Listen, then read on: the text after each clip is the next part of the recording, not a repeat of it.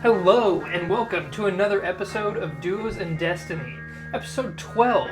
Could you believe it? We need more than two hands. Is this backwards, or is that backwards? It's episode 12, not 21. That's correct, yeah. And today, you have two undercover CIA agents, both not knowing that they are each other's mark, playing D&D to cover up the fact that they both know that the other one's watching the other one. We're playing Spelljammer here today, and I'm going to be the Dungeon Master, Logan. That's a wild one. I give a special shout out to Jason Wardell of In the Vast Forest on Spotify and Bandcamp. All the music you hear in the background is provided from him. Please check him out. Hey guys, I'm Brandon, and I am your player. We're going to be sending Logan to the doctor's office after this to double check his blood pressure and his heart rate, because he's maybe losing a little blood up there. A lot of blood. Boy, episode number 12. We can't thank everybody for sticking with us so far and enjoying this ride. Please remember to like, subscribe, hit that bell notification on YouTube. We're trying to put out as much content, some new content, some new things here and there. So we appreciate all the feedback that you guys can give us. If you guys have ever any questions, we should have all of our socials and descriptions on most of everything. So feel free to look there for any information. But I guess that just brings us right into last time. Last time On Commander's Log. A very intriguing conversation was had between Carson, Carlisle, and Soothseer Dimaga. Ultimately, it led to Carlisle and Carson vacating the cave with two blessings from Dimaga as she crumpled into dust. Finding the way back to the Iron Roots, Carson and Carlisle were able to show the chief that they were given the blessings and ultimately convince them to heed back to the light of day. In doing so, as they just had left the mouth of the cave, in the distance, they saw the Starhammer coming down for landing. Yep. And that's where we find ourselves. Okay. And that's where we pick up with the Starhammer's shadow kind of over-encompassing the rising sun and swooping down into view. The hoist quickly coming off the side to lower down and pick you up. You find yourself and Carlisle waiting just to be picked up there on the side of the mountain. You previously sent the lion folk to kind of gather themselves and meet at the mouth of the cave. So, as it's kind of like as the Starhammer's coming down, you are left to do whatever you want. Maybe we should go fill Zage in with everything. Carlisle, are we taking all these individuals? What? We're meeting here, actually, now that I said it out loud. We can meet here, yeah. Aren't we? Aren't the River Swept going to be meeting us here? They'll be here in 2 days, but yeah. 2 days? Yeah. All right. I mean, I suppose we could play taxi and get everybody there closer sooner. Well, the Cliff Riders will be here in, less than 2 days now. Yes, at the end of tomorrow. Okay. Well, maybe it's just best that we do just wait here. We can? Yeah. Maybe we should, I guess, let's probably fill Zage in with any details. At least just give him the lowdown of what's happening and tell him that we're waiting 48 hours for the River Swept, and they met with the tribe that we've not met. Oh, the Windtorn. Windtorn, Yeah. yes. They should be arriving here shortly. Yeah. Within those hours, but I know Zage had said he wanted to show us something, so at the very least we can that's right. He catch sent up the between the message, two of us. Yeah. Of course. Yes, let's. Yeah, we'll Shall see we? where we're at and then plan from there. Plan Okay. whatever's happening with the line folk. Very good. Yeah. Okay. You hop along the joist and are hoisted up, or you hop on the hoist and are hoisted up onto the deck of the Starhammer. You find Zage standing there and he's kind of like tapping his foot and he's like, well, what message did you cut off on? Where did I leave off of? Well, you kind of cut off in the middle and he's saying you needed to show us something. We do have good news. So far, we're 100%. The Iron Roots are on our side, and I think at this point we're now just waiting for the River Swept and the Windtorn to meet us here, as well as the Cliff Riders will be here in half their time. So in the next 48 hours, all 5 tribes should be back together for the first time in 139 years. And that's what we're waiting for, right? That's what we came here for, and what you and Carlisle have been spending your time on? Yes, it's the first step for us to gain our allies. Good. Well, my apprentices have made good progress in terms of flying the ship. So that's always news. Very promising. I've actually had some spare time to kind of tinker around with the automatons and a few things. And they actually taught me some herbology at the same time. So it's been productive on our end. But there's something the two of you need to see. I assume it's good news, but only time will tell. Sure. Okay, well, Rappaport, take us up.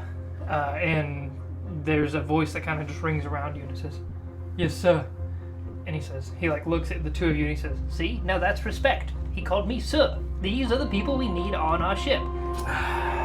And the Starhammer kind of takes up and goes and lifts up higher than the mountains and kind of starts climbing up in the atmosphere, closer and closer to the actual edge of the air bubble. He says, "We were returning to the mountains this morning, early in the morning, after like a late night trip, and we saw one of their ships leave from the shadow. So we kind of tailed it from a very far distance. We didn't want to get involved by any means, but we tailed it, and we saw where it went. Easier showed than done. Zulu, bring the telescope." And then quickly, one of the lion folk apprentices comes running up with a telescope, sets it on the deck, and kind of like pulls it out.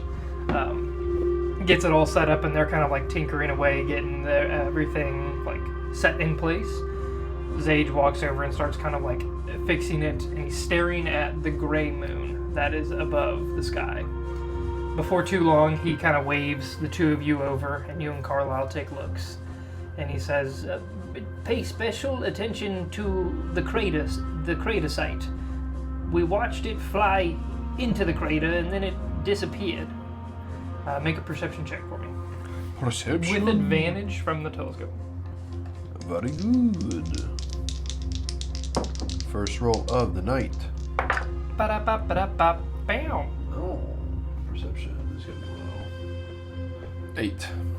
An 8, okay. Yep. You see that there is a very large crater that takes up probably like a fourth of the entire surface of this moon. Okay. And the crater itself has a dark spot in the center, but it looks nothing more than kind of like the shadow from where the sun's coming up over here and the deep valley that is the crater. It just looks like shadow's been cast across the whole. Carlisle's going to take a gander. Yeah, Carlisle, I see the crater, but please, if you don't mind, and I tap Zage on the back and I go, "Having these guys under your control isn't going to your head, is it?" Well, I mean, it's nice to be treated with respect around here. You don't think I treat you with respect? More than I deserve. Well, I hold you in high regard, Zage. If you've ever felt that I have never treated you with respect, please. It's not the lack of respect, it's the assumption of respect. And these guys hold me in high regards, higher than you do. I snap and they do what I ask. It's very nice. I've been so productive around here. It's true. I mean, I do hold you in a very high regard. I want you to know that. I just want you I appreciate to that. not go unseen. I might be cantankerous and grumpy on the outside, but I appreciate what you and Carlisle are doing here. I think we have a good mission. I do. Yeah. Me too. Carlisle, you see anything? Oh, yeah, I think you were breathing on the lens here. I just kind of polish it up, and then he like perches his eyes or his glasses way down at his nose, and he looks through. He says, "Sage, That's not a shadow. That's a hole. The crater has a hole in the end of it. It's a Death Star? It looks Sorry. not too dissimilar, I would say, I guess. And I see one of the ships now. It's being worked on, it seems like, just outside. Sage, this is huge. We also kind of got closer looks last night. There was a lot of activity early before the sun came up. And now that the sun's up, it seems to have died down. But there was a lot of what they were doing. Quite a few moving about. But now, not so much. Very important news. Yes. So we know that they are more active during the nighttime. Yeah. Okay. It seems like they keep bare minimum people out now. Like when we were looking, the shift changed essentially, and there was just 2 more. There was 2 standing outside of the hole, as opposed to like 6 prior. Interesting. And it's large enough for the ship to go through, though. Yes. Okay. The ship disappears within. Other ones have come and gone. It's typically about 2 that we saw this morning left at the same time, or arrived at the same time. Well done, Sage. Well done. Thank you. This is great. Great news. Great job. And it's not far from us, obviously. Getting to the moon is a quick trip. But I thought it was important to know. Very much so. I feel as if, and I look back towards Carlisle, this is something that probably we should wait for all the chiefs to hear. They will want to know this, of course. Yeah. Do we just hold this information for 2 days? I don't know. 2 days would be a lot of time to gather more information for them, by all means. Yeah, that's true too, isn't it? We could see how often they come and go, Right. how many there are. I think if we tell them what we saw and just tell them what we're doing, staking it out, might not be a bad idea. Okay. Very well. Start to put together a little bit of a reconnaissance report. Yeah. Okay. Great. Next question is, where do we want to observe them from? We can see so much detail from the surface with the telescope. We can definitely watch them come and go. If we're out of the atmosphere, kind of orbiting this planet, we'll probably see everything. We might run the risk of being seen, but... Well, if we are in orbit, though, that'd be... I think we'd still have the advantage. Wouldn't you agree? Yeah, agreed. I mean, if they were to spot us here, we don't necessarily want to target here since we are all reconvening in this location. Yeah. And we'd have the advantage of distance, too. Correct. In space. Yeah. Yes. We've seen their ships. They're not very hardy, though I'm sure... True. They're made mostly of wood. Yeah, I'm sure the cannons could take care of anything. Yeah, I think we debrief. I just went blank on her name. Pyros. Pyros. Yep. I think we debrief Chief Pyros.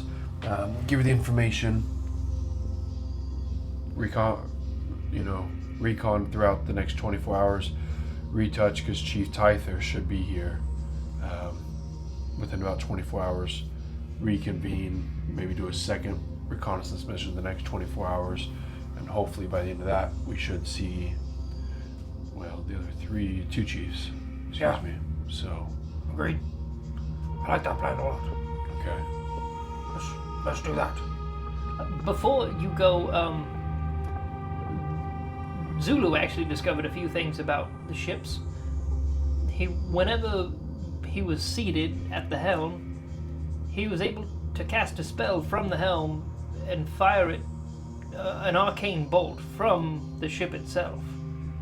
I don't think we've got the full scope of what these ships are capable of. Like the Starhammer. Yes. Really? Aside from the cannon, he was able to release some of his energy in a bolt. He was able to release some of his energy in a bolt. Yeah, it flew off into space and...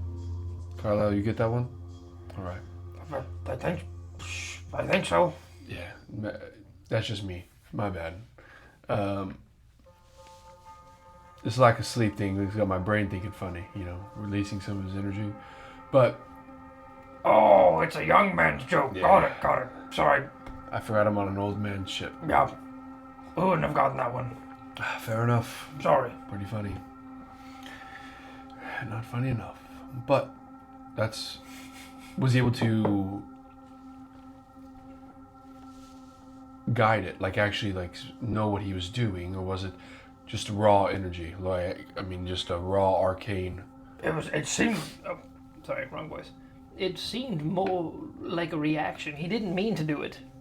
He hasn't been able to repeat it since, but he was able to essentially, he was trying to focus the energy to go faster, and instead he just released a large blast out the front. Yeah. And it traveled just kind of quite a ways before it dissipated. That's pretty awesome. Yeah. So there's a lot to discover here. Just haven't had the time, truthfully. It's always been go, go, go with these Spelljammer ships, and now I have 3 people that just want to learn more. That is true. We always could. Have you guys ever thought about inviting someone else to be part of the crew? Even for longer than just, these couple of days. Oh, you mean to stay? Could it hurt if one of them wanted to run with us and be, the potential to help you, Zage, as you're able to bounce around? Oh man, I'd have so much time on my hands I could get to all the projects that have been on the back burner. What'd you call them? Atomic bombs you were talking about? Oh, actually, they were teaching me something, and I wanted to give you this. I don't know exactly what it will do, but when the time comes, you can drink it, and it should help you. This potion that you just gave me, you just want me to drink it and it'll help me? That's all you're going to give me? It has varied effects depending upon how I crafted it. It's an experiment, but they taught me how to make these ones, and he will give you a health potion. They taught me how to make those, and I was successful, but my unsuccessful attempt created that, which... What color is this? It kind of it has this undulating arcane color to it. It just kind of flashes between different colors depending on it's almost like it's very setting. Like luster dust in a way, and it just kind of flows throughout the bottle, and it'll be green and then blue and then pink. Kind of like a prism. Kind of shift, yeah. Interesting. Like a prism. Yeah, rotating colors through. Oh yeah. Very odd. But yeah, it just kind of shifts slowly between colors. He says, they said it was promising, but we couldn't identify it for what it exactly will do. When the time's right, Yeah. I'll tell you what happens. Sure, I would like to know, because I think I could just replicate whatever happens on purpose this time. Oh, well, that's good news. Yeah. Good to know. Okay, well, Zage, I will be your loyal test subject then. I wanted to offer as much help as I could, because you guys just keep putting yourselves in more and more dangerous situations. Sometimes the battle bots apparently are not enough. You keep breaking them. Yeah. Well, that's only happened one time, and that was... More like twice, I think. By maybe, now. okay. I thought you might forget about the other one, but you're right. Thank you for this. This is very kind of you. I hope they come in handy. I'm sure they will. Oh, I hope you don't have to use them at all. That's Well, an ideal situation, but That's true, too. I know how that'll look out. All right. Well, very good. Well, let us touch base with Chief Pyars, and then we will return. Okay. Rappaport, take us back down. And the ship slowly makes a wide arc and just kind of scoots back down from the atmosphere and kind of skirts along the top ridge of the mountains before it slowly dips back down and drops you off before the large opening in the cavern. There you actually find the amassed Iron Root lion folk, and it is a collective, quite a few of them. Let me look at my numbers real quick just so I get a good idea of how many are standing before you. About That's not where they are. It would be pretty much the entire pack. Like, whenever they said they were readying themselves to move, it is not just the warriors, it is like the men, women, and children. Everybody has gathered all of their goods. Okay. And have kind of like put them into packs. And you see standing kind of like pack-muled around are several of these large beasts that you saw within the tunnel themselves. Out of the tunnels, they're probably about 10 to 12 foot in length. Very wide, stout creatures. They're pretty short, about 5 feet tall, which is pretty similar in height to the rest of the Iron Roots. You can see that the chitinous armor that encompasses the creatures is similar to the armor that several of the lion folk are actually wearing. They have assembled in full attire. Quite a few, like a whole warrior subsection has kind of like assembled themselves and stand in the middle of the circle and the gathered people, all adorned in their armor and their like battle regalia. Got it. And then there's a bunch of like the traveling folk that have used these beasts as kind of like beasts of burden. And they all kind of just stand there waiting as the Star Hammer kind of like falls into view. Slowly you're lowered back down off the hoist, and you're welcomed by Pyarus and Gordon and the rest of the Iron Roots. Well, I see that most of your numbers have made it, Chief. We are ready to disembark to wherever it is you will guide us. I believe it'll be smart and wise for us to wait here for up to 48 hours. This was the rendezvous point for where Chief Tyther's bringing the Wind Riders, as well as the Windswept will be bringing the Wind Torn. The Riverswept will be bringing the Wind Torn. And they should be here within 2 days. So I think that all 5 tribes will meet here within the next 5 hours. Or the next 48 hours. I had 5 in my hand. This can be arranged.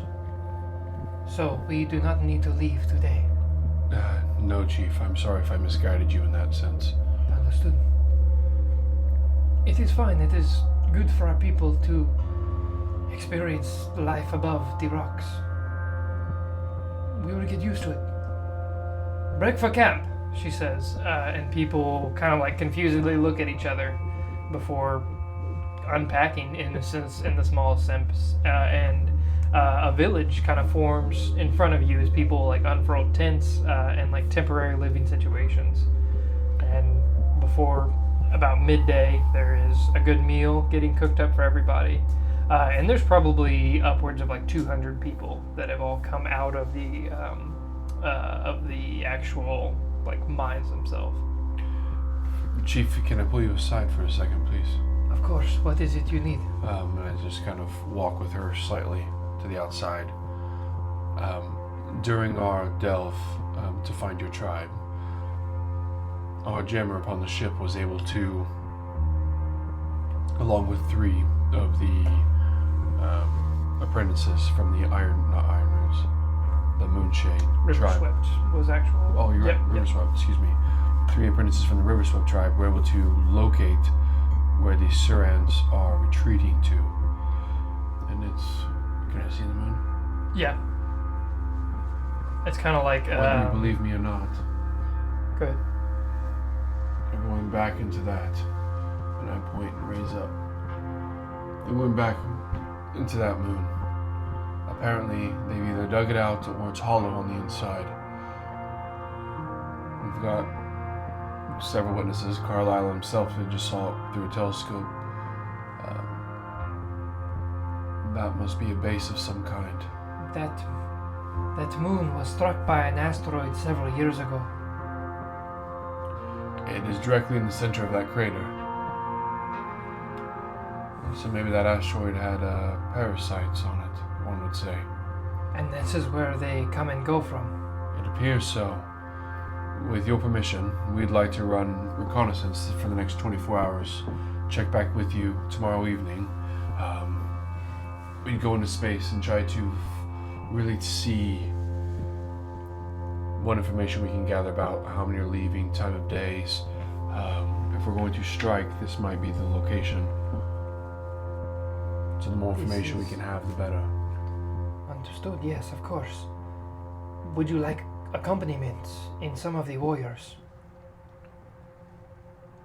If someone willing, our complete intention up front will be to be at a safe distance, be smart, not get ourselves into too much of a skirmish unnecessarily. We want to hold that surprise as long as we can, I think. I think it is best we do wait for any kind of engagement. If you have a small party that you wouldn't mind, a handful of your select few that you can lend us for the 24 hours or 48 hours over the whole period to be aboard our ship just in case something happens, we will definitely not turn you down. Okay. We will have a regiment to disembark with you. That would be most gracious. Thank you, Chief. Let that one know that he is to accompany you before you go. That big fellow there. Yes. Okay. I shall go talk to him. What's his name? Gordon is right next to me. Why you have to ask me names? I will He ask can him his introduce name. himself. Yes, you're right. It is very rude. And I guess I would be talking to Chief Gordon too. Sorry, that definitely slipped my mind. Chief Gordon actually chimes in and he says, "You go to the moon." Not this evening. We'll look at it from afar. Can I ride with you? Absolutely. Your presence is always welcome upon the Starhammer. Okay. Thank you. Yes. Let's set to embark and look towards the sun. Where is it setting? This is actually really early in the morning. It was rising in the west when you guys had left. So would Tyther's arriving today then? It'd be the end of the day today Okay. that they'd be arriving, and then the Windtorner behind them by a day. Okay. Let's set sail in 30 minutes. To 30 minutes. Yes, and That can be arranged. and we want to at least see shift change. They said they seem to be more operational during the nighttime. They seem to be nocturnal. So we want to see their shift change, see how they operate in those moments. So we will check back probably much after sunset, but I believe Chief Tyther may be here by then. This is good news. We will arrange our warriors to be rested for the nights. Very good. Okay. I will go talk to that very large fellow. Yes. Yes. He will introduce himself then. I believe so. I can understand your ways, Chief. I appreciate them. Of course. All right. If you'll excuse me, then I softly bow. Okay. Gordon. I'll find you. Yes. 30 minutes. We will be on the ship, ready to go. With that, you go and talk to the big fella over there. And he kind of turns. He says, Excuse me, sir. "Hello. I am Bondoc. Bondoc. What can I help you with?"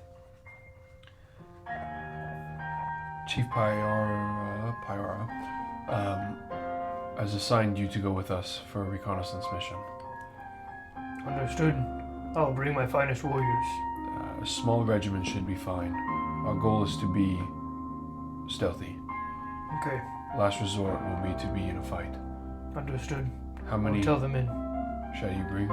4 and make 5 including me. Okay.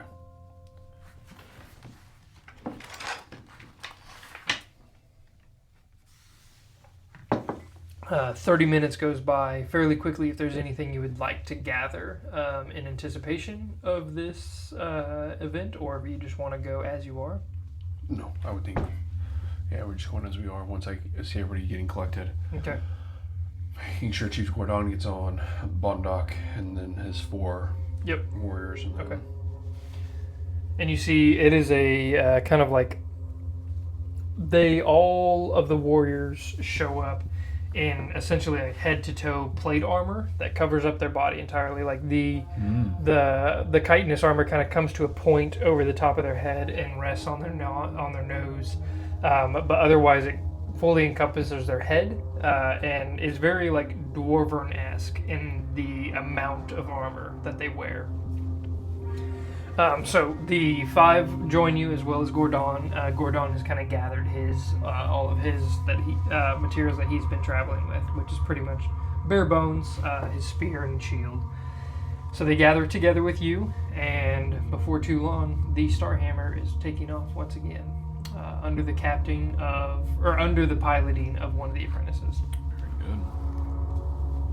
So, to you, kind of I find Carlisle and Zage, and I go, I think our best course of action will be to be a safe distance and just record as much as we can. Right now, we just want to gather information. Yeah, I agree. We don't want to be spotted. No. I'll have Zulu and Radon set up the telescope on the deck. We can take a safe watch from there. I think it's non-stop surveillance. Understood? Obviously, like you said, during the day might not be much to look at, but we still want to pay attention to see if anything comes and goes. Most importantly, we want to pay attention to that shift change. Will be very important, whether or not how vast their security heightens during their operational time, and see if ships are leaving and not returning very quickly. So, Yeah, I like this. Good ideas. Great job. We'll touch base. I told Chief Pyora we'll touch base after sunset, after we see shift change. So early evening, probably closer to the turn of the day, somewhere in that time frame. Quick touch base, and then make sure Chief Tyther was able to be on time, I guess is the best way to put that. Okay, absolutely. I've actually just been trying to map out the distance of the moon from us for now, so we know how exactly long to plan our journey. Very good. and you can see he's kind of got a bunch of cartographer supplies out, and he's out there mapping the planet itself in relation to the moon. That map looks intricate. It's one of the few things I'm good at. That's phenomenal. I mean, this would help out. This will greatly help Carlisle. If we get rid of this Suran, this really makes us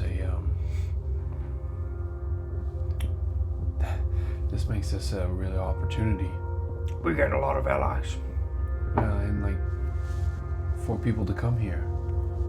Yeah. Oh, even a to Torvengard here. like small city of Torvengard, a new city of here. Yeah. From our people. Could you imagine being able to bring that back home?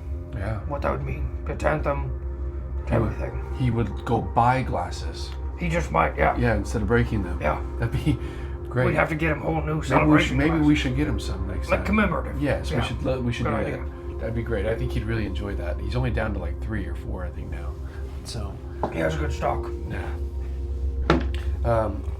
Very good. Are you okay if I go take a small nap in my room for a little bit? Of course, yeah. Rest up. Just try to get at least a little bit of good sleep during the day, and then I can be up during the night. We'll keep an eye out in the meantime. Okay. Okay. Let me know if anything happens. Okay. Roll. Go ahead. May I find... Who did you say were not steering the ship? Zulu and Radon? Yeah, Zulu and Radon were the ones that were setting up the telescopes. But. I just want to go up to them. Mm-hmm. And I just want to say, well, gentlemen, how is the... Oh, hello, sir. And they both give you a curt bow. That's Commander. Commander, sir, I'm so sorry. It's a pleasure to be on the ship with you. It's called sarcasm. Oh, sorry, we do not I'm understand. just joking. How is Zage treating you? It seems...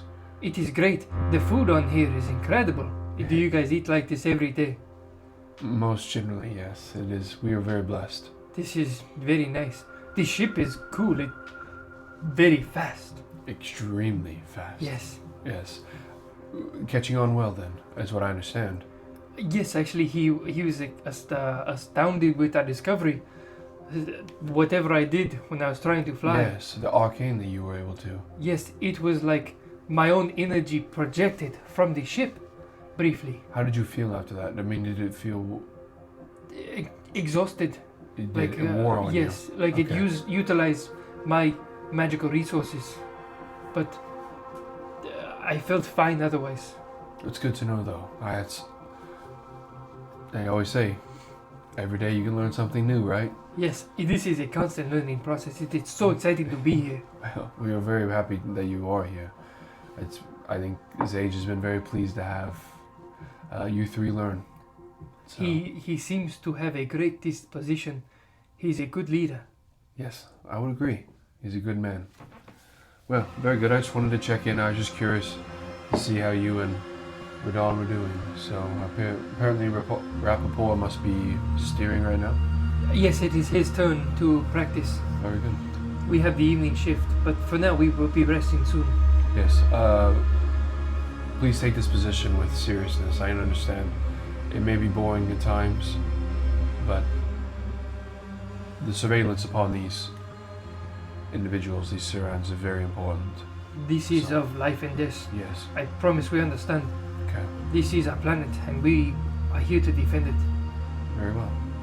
All right. Well, as you were. And I'll return to my room. You return to your room and you find the familiar mud bat just kind of curled up in its corner, and it peeks out of its burrow whenever you walk in the door. Hey, Hal. And it kind of like jumps through and alights and pulls, and it lands on your maul. As you hold up the maul. My arm. Oh, the arm. Okay, yeah. It kind of like grabs the arm and flips itself upside down and is just hanging from the arm. I kind of hold up.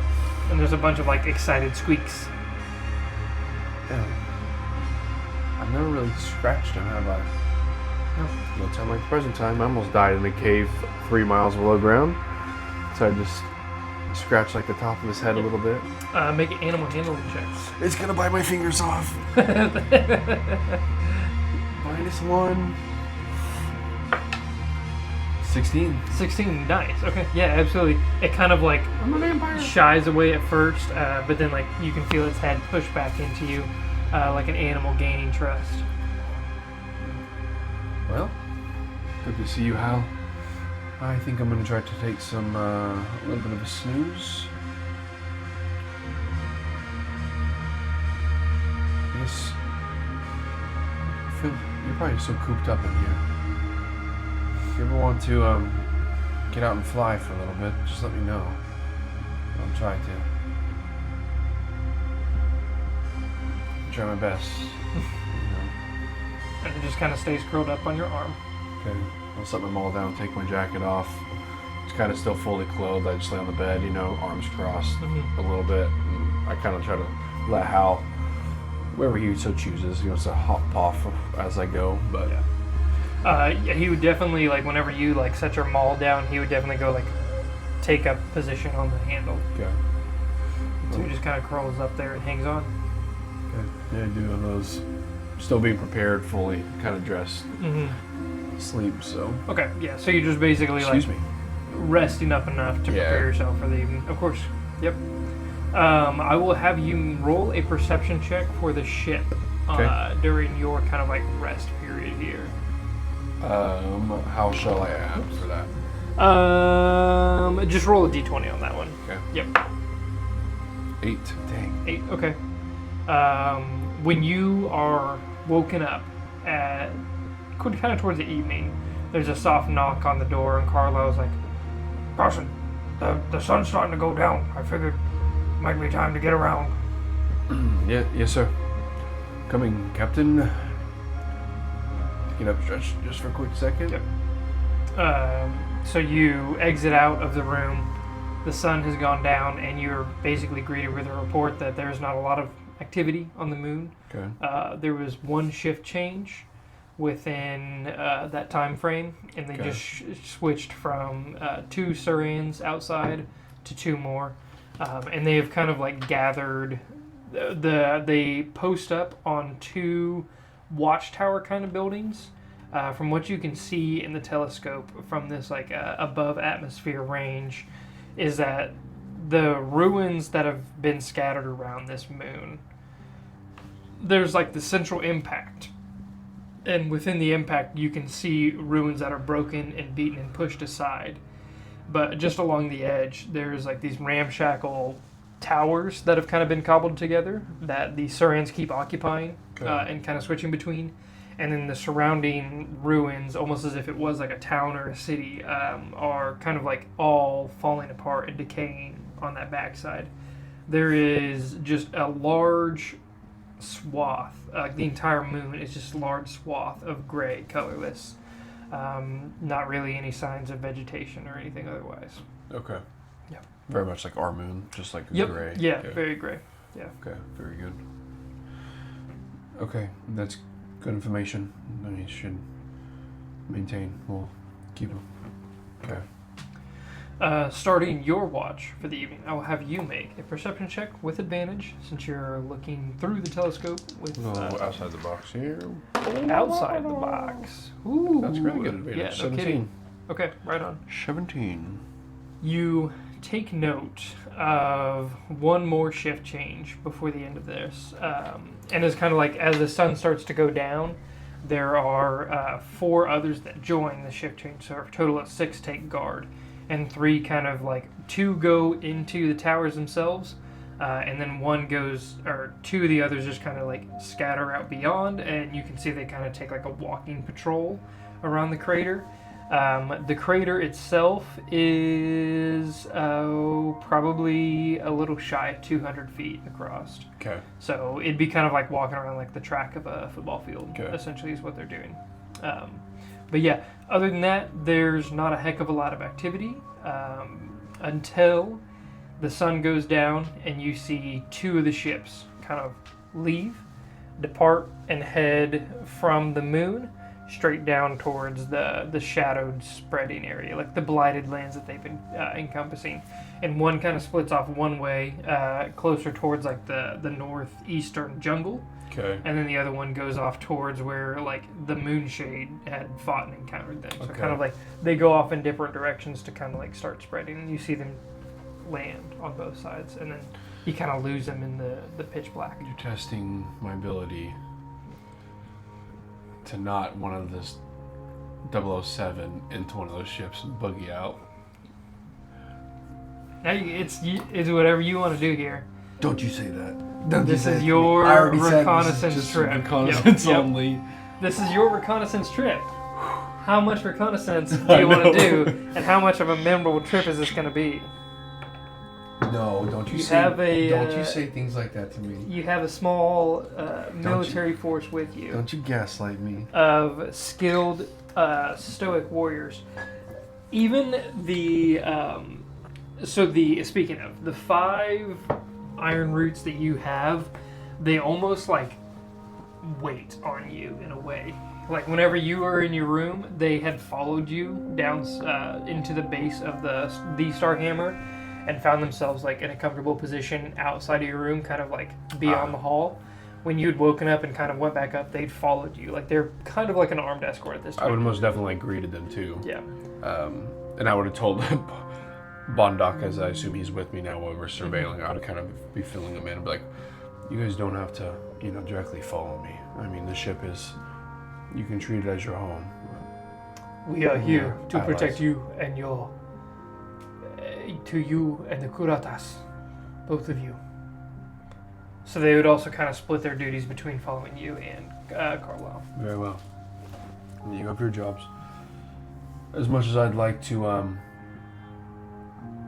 go steal 2 of these ships, maybe we make a plan to do that tomorrow evening before, because I'm afraid once we do that, And who are you talking to at this moment? I'm just kind of talking to Bondoc. Okay, cool. If we do that now, we could give ourselves away, potentially. They start to see more attacks coming, losing ships. And you have stolen one of these ships in the past. Yes, we Recently. did. We did with the With Iron. Cordon. Yes, Chief Cordon and his men. I've heard about this mission a lot. It was impressive. We are capable. More than capable. I don't doubt that at all. And I truly believe that. I believe, but it might be smart for us to wait one day. And if they keep doing this, and this is the repetitive notion, I will check with Zage. If we wait for tomorrow evening, when all the tribes are together, if we make an attack, they might not think too much of it. If we attack their planet, their moon, quickly after, and if we have 2 more ships, albeit they smell absolutely atrocious. But if we had 2 more ships at our bay, that'd be more men that we could take with us. Or sneak in those ships. That just hit me just now. You are wise. It is a good idea that we have followed you. And I think your guidance will take our people to greatness. More smart than wise, one would say. If you were to judge it in 6 stats across the board. Interesting. There is wisdom to you. Why are you playing the organ right now? Yeah. You just see in the background Zay just... I've picked up another hobby! Have you seen the Last Night Transformers? Is that the animated one? No, okay. That's the one with Mark Wahlberg where they take him to, they like steal Mark Wahlberg and then it's the girl from London. It's really good. There's a part where he is like an automaton. He's in the back like playing the organ, and the guy that's like the keeper of this knowledge, he's like, not right now. It's a really funny scene. I'll have to show you. It's like that exactly what you just depicted is exactly that. That's super funny. It's one of my favorite scenes. Really in cinema, but yeah, let's keep an eye on it through the. Let's probably do a couple more hours, make sure nothing weird happens. I check my watch in real world, not in game. My Apple Watch tells me that we are really going well. We'll do a couple hours and then we'll retreat back down. This was the mission you told of Paris. Yes, exactly what we'll maintain our course.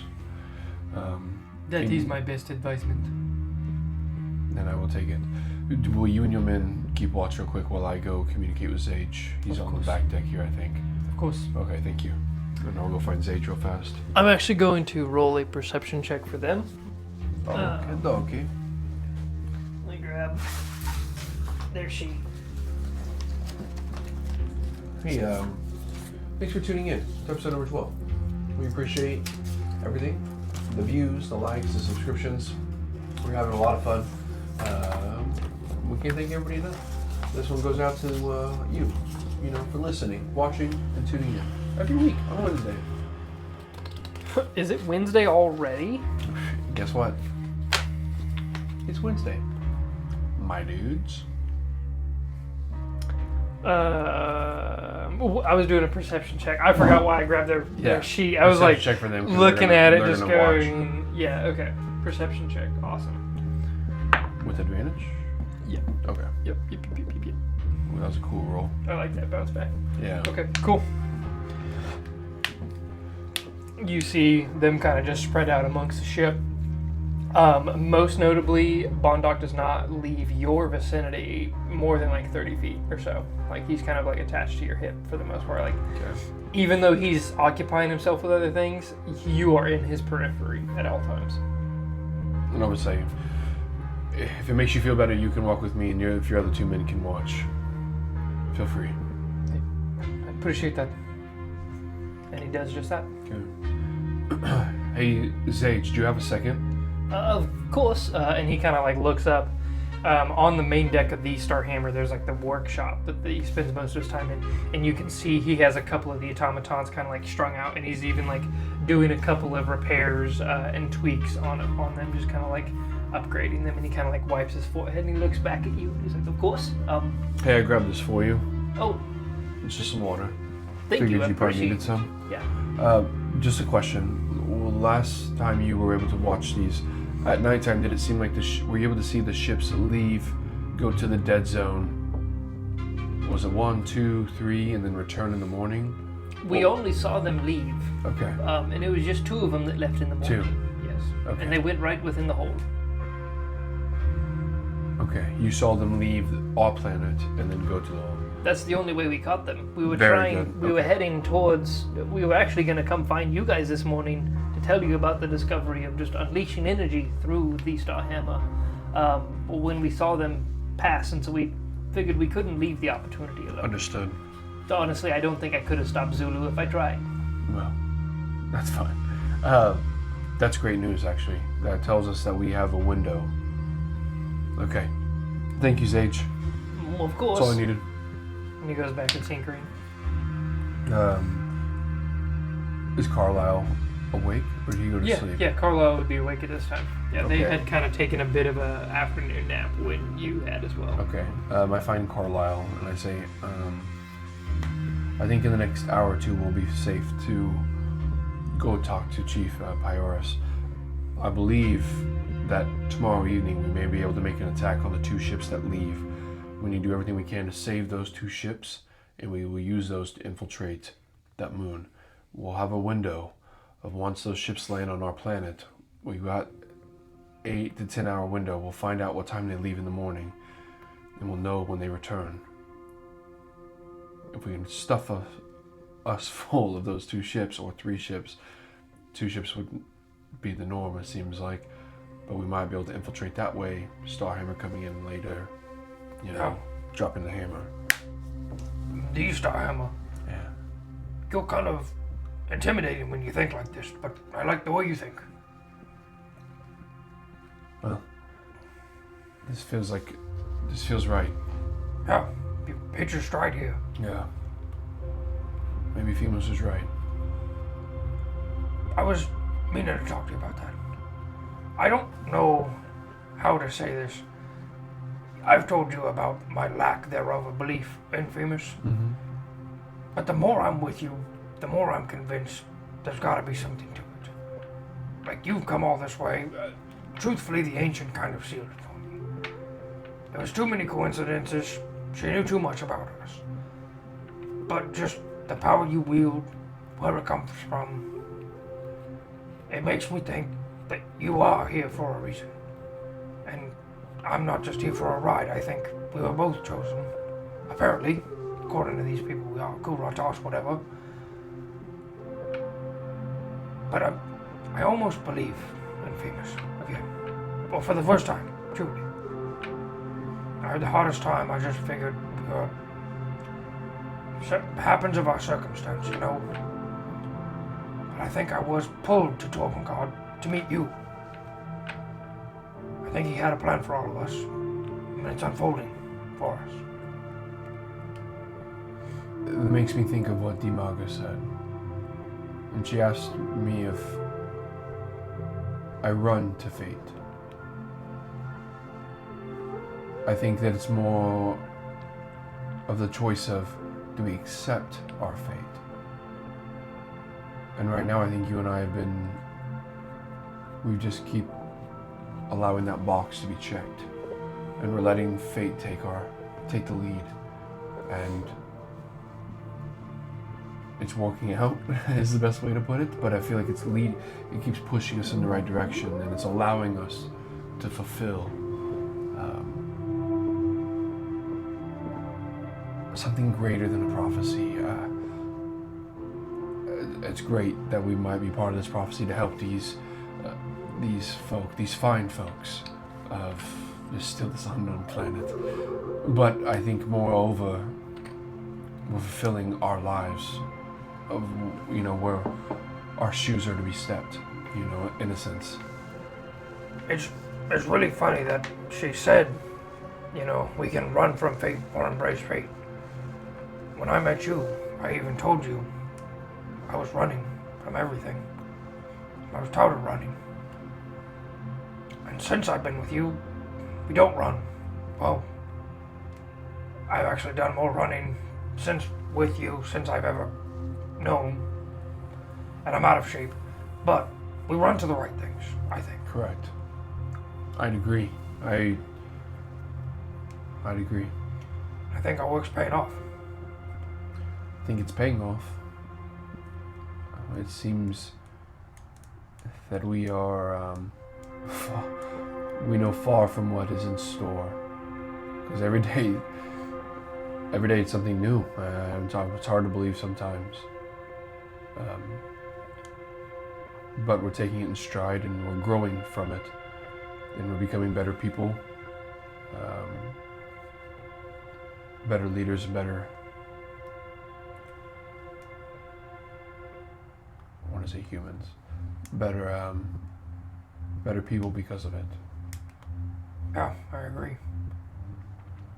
There is something else I never had the chance to talk to you about, and it seems like now might be the perfect time. Of course. When we were on that ship, the Suran ship, the one that we infiltrated, and I dropped. Yeah. There was a symbol behind that captain. Oh, yeah, the black star. Yeah.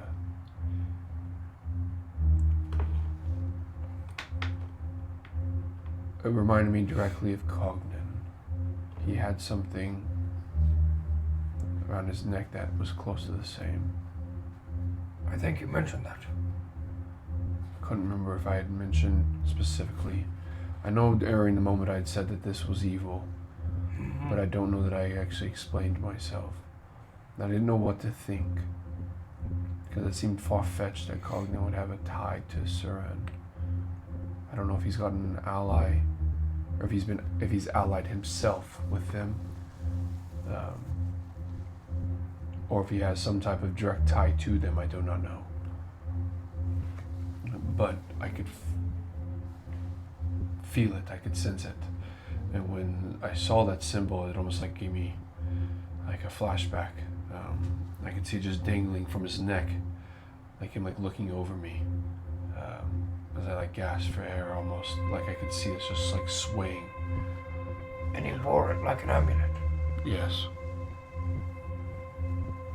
Like this. And he kind of pulls his cloak aside, and you see he has an amulet of Themis, the one that had crumbled from Damaga's shoulders. He kind of had picked it up and he scrounged it and made an amulet himself. So, I only know people wear amulets for the power they believe gives them. So let's try to find some amulets like that. Or, worse yet, we might find Cognan. Instead of finding an amulet, we might find him. Well, if Are you ready for that? I think I've been more ready than I've ever been. And I think that right now we're about to have 1,000 hungry Leonin that would go to war with us. Yeah. So ask me if Cognan's ready for us. I don't think so. I think for the first time, we're not to be worried. They're to be worried about us coming. I'd agree. We'll try to keep it that way. Yeah. Keep stacking the cards on our side. Starting to believe in us. Well, And claps you on the shoulder and puts the Themis symbol back into his tunic. it's good to see you wear that. It's all about believing, right? Believing in us, in Themis, in what we're doing. It's all the faith is. Yeah. And he made this for us. And he kind of spins the barrel. And that. Yeah. Yeah. It's crazy how much the little things add up over time, huh? Yeah. Good. Well, Time will tell. I think we need to finish this last hour of recon and then let's head down. Agreed. I'm gonna go back up there and check on the two men. Bondoc has been accompanying me. Absolutely. They report nothing new has happened in the time, and the evening is kind of dragging on. But it is the quietness of being just outside an air bubble, where it's just you alone in the vast emptiness of wild space. The safety net of having the planet just behind you feels comforting, but knowing the threat that lies in the skies above is a little daunting at the same time. And so there's this tense feeling about the board, about the deck of the Starhammer. But there's this kind of like enrapture with where everybody's at. Like, you guys are the few that have actually been on a spelljamming ship outside of the air bubble. So whenever you happen to take a glimpse at one of the other folk, they tend to be looking over the edge or just marveling at the entire world below them. And quite a few of them are like discussing the land beyond the mountain range. They're discussing who is. The lion folk. Okay. Yeah, like the ones that the 5 that accompany you, the battle warriors of the Iron Roots are all kind of like you catch them in passing, kind of speaking of what lies beyond. As in inquisitive, like, oh my gosh, there is land behind it. Yeah. Okay. They've never seen Very good. anything Okay. beyond. Not to mention they comment on the amount of trees. Like it is a very True. blanketed, heavy forest side. Just the sheer volume of trees. Okay. I'll just say out loud, whoever's at the helm, please return us back down to the Iron Roots. Yes, Commander. We are going down. And Ridan's voice comes to you as it is his shift. And you guys slowly return back to the planet's surface, finding a small little kind of like makeshift like teepee village put together at the mouth of the cave. There's some kind of meat that they have procured and a freshly slain beast off to the side, like a hide tanning. And you can see them settling in for a feast of a dinner. Do I see pterodons? No, not yet. No? No. Okay. So I go in search of Chief Bioris. Okay, you go find him. Find her. Chief, is there no sign of Chief Tyther? There hasn't been no sign yet. We are starting to worry and wonder if we need to send out search parties. Unless you can fly, I don't think that'll be much good. You did not see them on your way in. No, not that I could see. Okay. It is concerning. I would agree. We can send out search parties if we want. This is unfamiliar territory with us, but No, we can probably scout faster. okay. Understood. Yes. We get good information, but now I feel like this is more important. It is concerning that they are not here yet. If they had promised our arrival.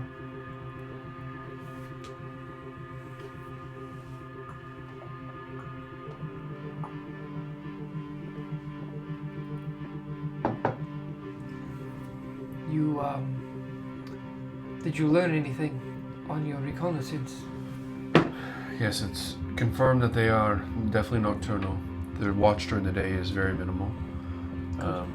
2 ships leave at sundown-esque when they begin their shifts. An additional 4, so 6 total Surans are on shift outside of the hull. The 2 ships leave, go down to the void that's on your planet, and then towards the morning they return. I think I'm devising a plan, but it may take a little bit longer to double check all of our numbers. But I believe that we are most concerned right now about Chief Tyther and his men and women. So, As am I. yeah, let us go.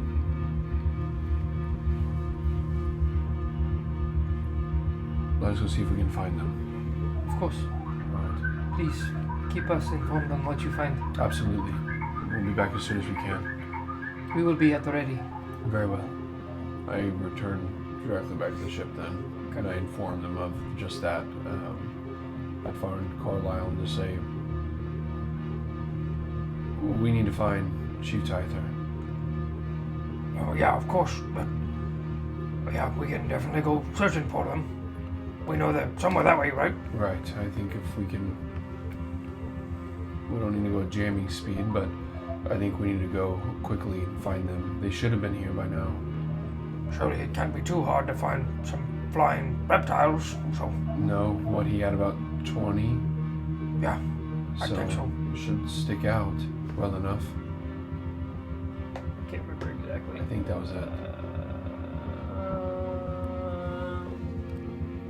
I don't think it was 40, but 40. Yeah, no, it was 20. Yeah, because there was 30 and like 10 stayed back. Yes. Yeah. He was like 21. Yeah. Yeah. Yeah.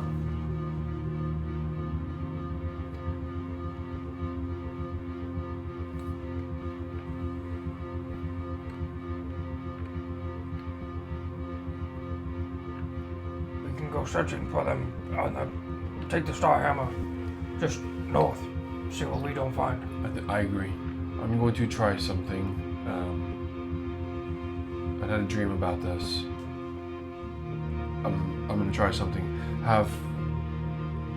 Let's start heading north, and I'm going to go to the furthest. What's the furthest front part of the ship called? The bow. The bow. Yeah. I think. Yeah. So I'll go to the furthest section I can, Mm-hmm. and I just sit down. Okay. And I'm going to cast Elevated Sight. Elevated sight, right on. So Absolutely. I just sit down, I cross my legs, I set my hands, on like my knees, and I just take a deep breath, and then from me like this small,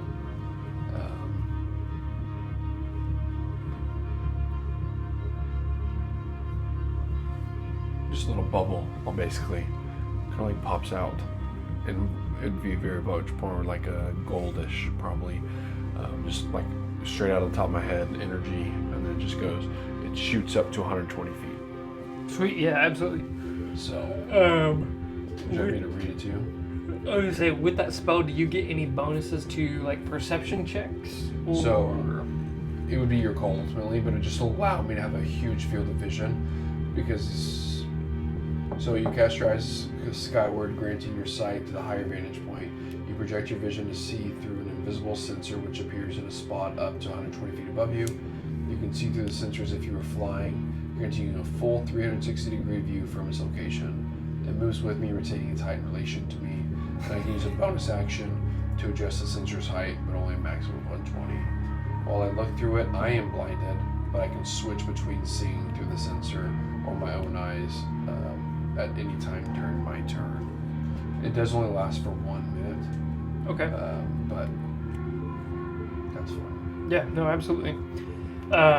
It's a little overwhelming at first because you are blasting along at not quite spelljamming speed, but you are very quickly moving through the upper atmosphere and just kind of keeping an eye down. It is late into the evening because you guys had pretty much, well, no. It's probably pretty late now in general. Yeah, I would say it'd be like you guys had observed the moon for as long as you could. So it's pretty much weaning into the early morning hours, right?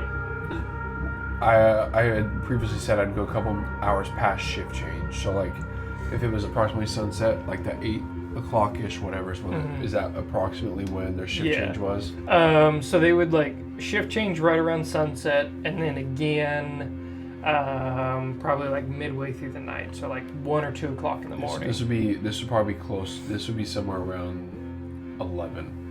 Okay. I wanted a couple hours past to make sure nothing had changed drastically during that moment. And we were going to initially come down to retell Pioris of that to go back up to continue our reconnaissance, but now we would be going to find. So it'd be somewhere in that 11 o'clock hour, probably closer to midnight, I guess. Okay, at this point. cool.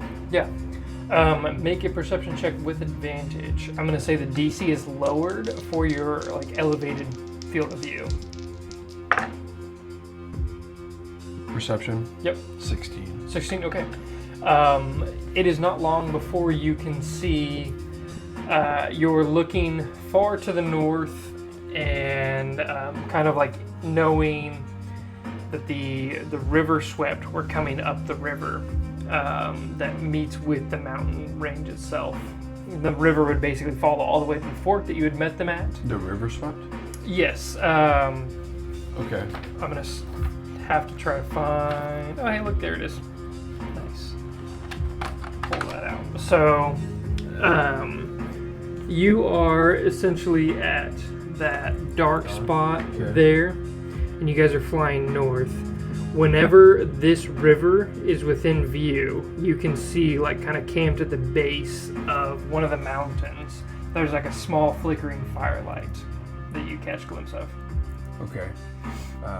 I'd call out, I see fire down low. Bring us closer. Understood. Radon, bring us in. And the Starhammer starts slowly lower and lower. Okay. And it's kind of like, or like taking wide circles, almost like a bird of prey, just kind of slowly circling down to the earth.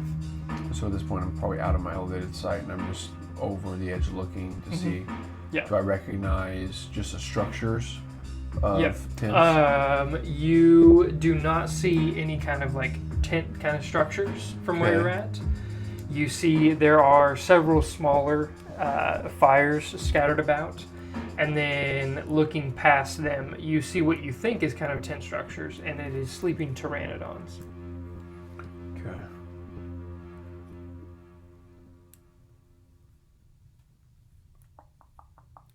Okay. This is. At this point, I probably should go talk to Chief Tyther. He may be sleeping, but I'm sure he probably sees a large ship flying down. I wonder if he'll see us. And I'm kind of letting it go. Do I see any movement? Make a perception check. 10. Not from within the firelight. Okay. Which they could be camping. They're probably camping behind it.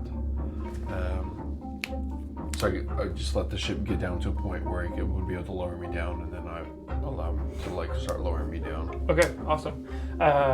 The Starhammer kind of starts taking tighter and tighter spirals until you jump on the hoist and you're kind of lowered down, and you're waiting for the moment where the Starhammer can just slow enough to you disembark. And eventually it comes to that point and you jump off within the camp, and it is quiet. There is people, like, you can hear the soft snores of people on the outskirts, but with you just landing in the center, there's nobody that greets you. Hello, is anybody on watch? No Sai, answer. Carson. There's no answer. Do I see them sleeping, or I just hear them sleeping? It's more like if the fires, I can just kind of like do a little draw. I wouldn't have landed like in the fires. I would have landed on the outside of fires. Oh, okay, on the outside. I was just say there'd be like, if we had, they kind of back themselves up to a rock face. So pretend this is kind of like cliffy side of the rock, Okay.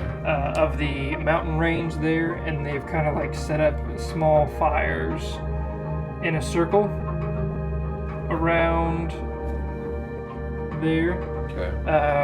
Where would you have landed? Just out with here it? then. Okay, so if you land on that side, as you're walking in, you see kind of like circling around, and quite a distance away from the fires themselves, there's like a small encampment of people that kind of just like half moon around the fires. And all the pteranodons are sleeping closer and kind of like gathering the warmth, and then the people are slept behind them. And most of it is like they're just sleeping on the ground or in cots. They're Leonin. Yeah, all Leonin. Whenever you Nice. you approach within like 10 feet of this encampment on that northern side there. I guess probably wouldn't be northern, it'd probably be like western or eastern side. As you approach that, you hear the snapping of a twig behind you. I spin to look behind me. You see that there are two pteranodons kind of like standing far off behind you, and a few of the Cliff Rider line folk, very short and stout in nature, kind of like snuck through the scrub brush, and have spears trained on you at that point. It is I, Carson Hallebrand. Is Chief Tyther here? They growl and kind of like speak in their own line folk language back and forth, and one gestures at the other as one of them holds tight, kind of like holds position on you, while the other one disappears off into the bush. And it kind of gestures you away from the people, like at spear point, kind of like pushes you to get away from the Easy, fire. friend.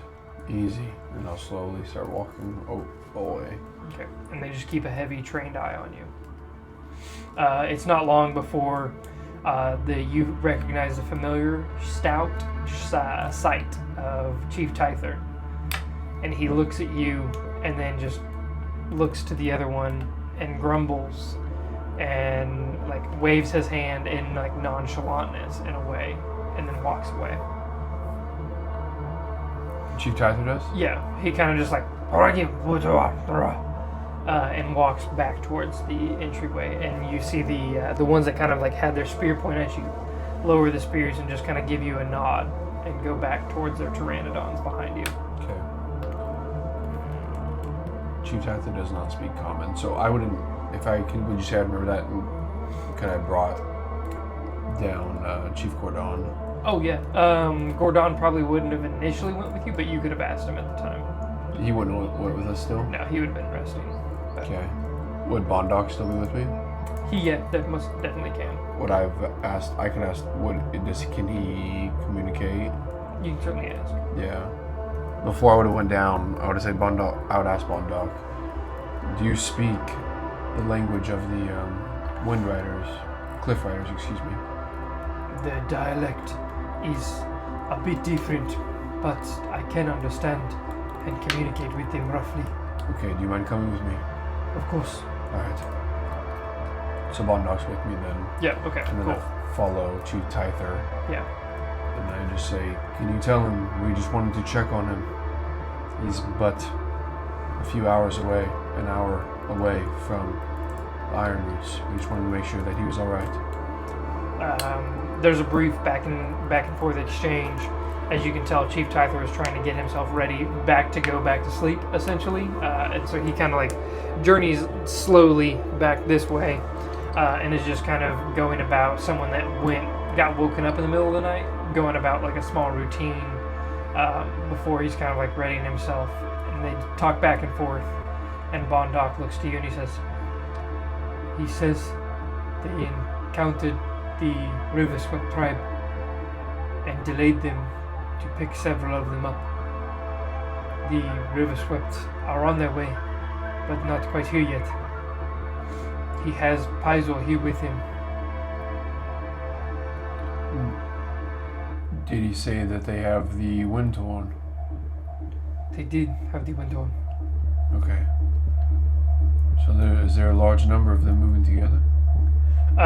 From the encampment, you can see there is the 20 individuals that you find.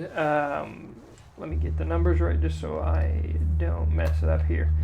There's the 20 Cliff Rider individuals, and so you can kind of start to like take mental note of all the pteranodons you see. Notably, 3 are missing from the initial count. Okay. But you also know there was 2 that landed with you and kind of snuck up on you at the time.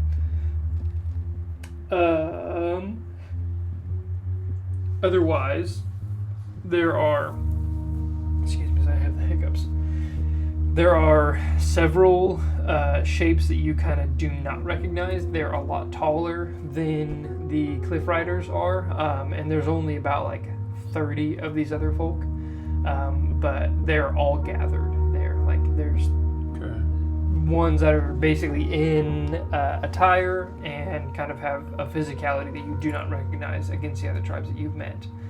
And then you can you can actually make out the sleeping form of Chief Pizer. Or not Chief Pizer, but just the Wave Pizer. Speaker. Yeah. Okay. Very good. Bondoc, I think we should let them rest, and they should be able to make it tomorrow just fine.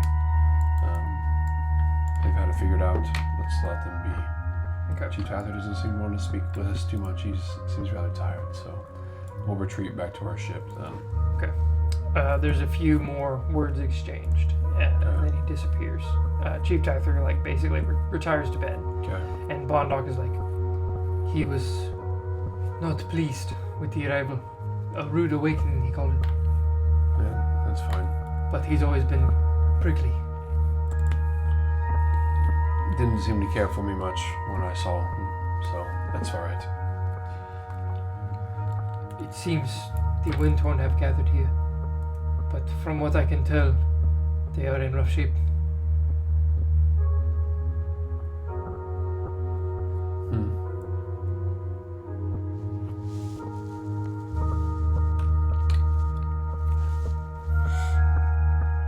There's not really any way we could shuttle them in the morning. That'd be the best. It would probably be their delay. It'd be picking up these extra stragglers?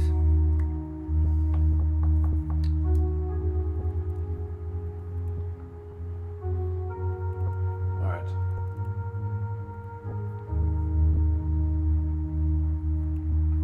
I hit the button on my Corget, or on my armor, but for Yep. my Corget. Yeah. And I send a message to Zage and I say, Zage, Bondoc and I are staying here this evening. Circle back first thing in the morning. There are many injured here. We must take care of them. They're gonna need our assistance. And cuts off. Probably.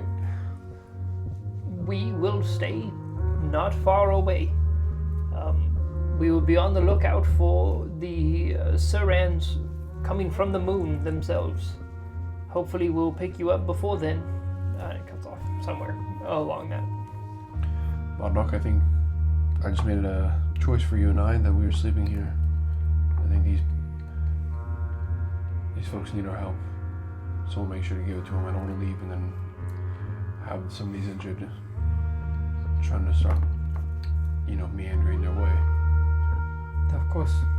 It is noble. Well, if you were to be one tribe again, we must start acting like it. And they are leading by example. So we shall follow. Curatas.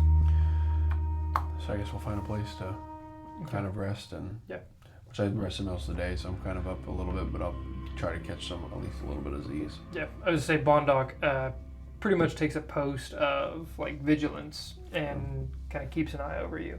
Okay. You do notice him kind of dozing off a few times, but under any kind of a scrutiny from you, he perks himself back up. No, I wouldn't give him any reason to feel that. I'd do my best at least not to. So you can tell he carries himself with a high sense of purpose, respect towards you, and kind of reverence for what he's doing. I definitely feel that. So okay. Another long rest is had, and you can pick up in the morning of, this puts us on the 23rd of Arid, 7 days since your departure from Torvengard. You wake up amidst the traffic, essentially, of the cliff riders stirring about. There is in the morning, there you hear one disturbance, and then from then there's kind of this squawking that is kind of Pterodon. yeah, pterodons kind of squawk throughout each other, waking everybody up. And then there's this large unfurling of leathery wings and flapping, and just kind of a general bird waking up in the morning. But this bird is a dinosaur. 4 times too big. So it is a ruckus, but not incredible ruckus by any means. Yeah. The cliff riders kind of naturally get ready with them, and then you can see within the protective circle that was established in the daylight, you can make out much more of the people that have kind of hunkered down. You see in the now that you're not within the shadows of campfires, there are small mounds of people that have kind of hunkered down, and the numbers that you had originally came upon are more than you had expected. So there is the 20 cliff riders, but now you find yourselves amidst probably a total of 50 lion folk. Okay. Of those 50, 20 are the cliff riders that have their pteranodons, and then about another 10 are worn down but battle-ready, wind-torn soldiers. They are all very lithe, thin, and elegant, as opposed to the stout and short cliff riders. And they kind of have this natural ability to blend in within the tall grasses around them. They can pretty much disappear right before your eyes. And so as they're moving around the tall grasses, occasionally you kind of lose sight of how many are totally around you. Your best guess is somewhere around 30 of them. Okay. And for the most part, they all look very rough condition. Not many are without some sort of injury. And they're, of the people that are not injured, the few are like elderly and children. You see moving amongst them is Pizor, who is tirelessly like tending to the wounded. And he's already kind of like up and at him before you kind of blink the sleep out of your eyes. I'm gonna run to the restroom real fast. Yeah, for sure. While you do that, I will sit here and wait. Yeah, I was just saying, I was gonna go grab something, but that does not make for good riffing content. Hello. It is just I, with Duos and Destiny, Logan. I forgot to introduce myself. The humble DM of this one-on-one Spelljammer-inspired D&D campaign. If you guys are liking what you're seeing, comment, subscribe, do all the social things. Special shout out to Jason Wardell, who is setting the mood with the ones and zeros on the keyboard and the synthesized music in the background. So please check him out on Spotify and Bandcamp. Otherwise, check us out on Instagram, Facebook, TikTok, YouTube. Did I miss one? I don't know. Duos and Destiny. Be sure to check us out.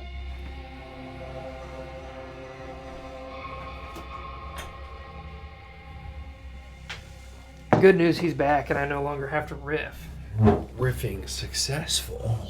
Totally successful. It's I could hear everything. I thought it was wonderful. This is the best riff I've ever seen. So, first things first. Pizar, oh, it is so good to see you, cousin. it's good to see you. I mean, Of course, and you can see he's like beaming to see you, but at the same time busying himself tending to the wounded. this is Bondoc. He's with the Iron Roots. It is a pleasure to meet you from the Iron Roots, you say. So it is true what they say about your tribe. It is those creatures. What do you call them? And Bondoc says, the bullets. Yes, it is true. Very, very intimidating, your armor, but it looks good. You fill it out well. And he's just kind of like awkwardly speaking with someone he would have never interacted with prior to this. Cousin, you look so well. I'm glad to see you on 2 feet today to see you. No, keep speaking to Bondoc. I just want to see you talk to yourself and take characters. Yeah, I feel quite well. Thank you for asking. It is good to see you. Apparently, what happened to the Windtorn? Well, when I found them, they have not fared well. The sirens, they keep coming. They do not stop, and the Windtorn have not been able to withstand them. This is what remains. This is all of the Windtorn. It is. The chief is heavily wounded. I've been tending to him as much as I can, but it is with a heavy heart. I do not know how much longer he has within him. We saw the cliff riders flowing ahead, so we signaled them down, and I am afraid to say we have slowed down the progress. But we've sent for the rest of the river swept, so hopefully they will be joining us. How many days behind are they from you? We can travel the river very quickly. They'll be within here, hopefully tomorrow morning. To this location? A little bit further, yes. I guess actually, yeah, because you guys would pretty much be at where the river snakes out of the mountains themselves, and you guys have found like a good cliffside to hunker down next to.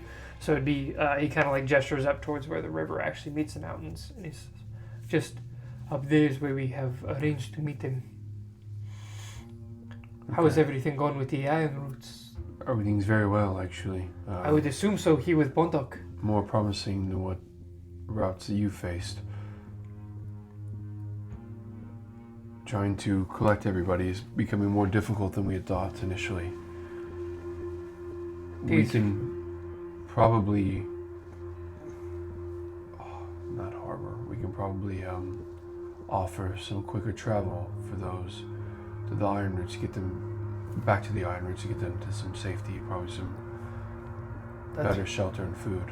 That would be most appreciated. It is hard travel with all of us here. Absolutely.